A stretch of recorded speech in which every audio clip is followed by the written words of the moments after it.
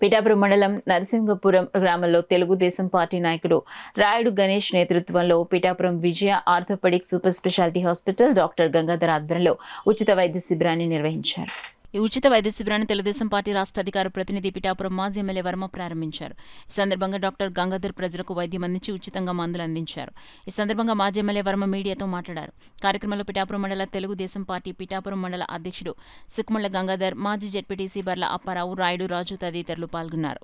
ఈరోజు నరసింహపురంలో medical camp పెట్టారు. చాలా సంతోషం. మంచి విలువైన మందులు, ఆయింట్మెంట్స్, ఇంజక్షన్లు అన్నీ కూడా వీరు ఉచితంగా సరఫరా చేస్తూ ఎవరికి ఏమి ఇబ్బందులు ఉన్నాయో అవన్నీ కూడా ఈవేళ ఇక్కడ మెడికల్ క్యాంప్ పెట్టారు కాబట్టి అందరూ కూడా సద్వినియోగపరచుకోవాలి. చాలామంది వచ్చారు.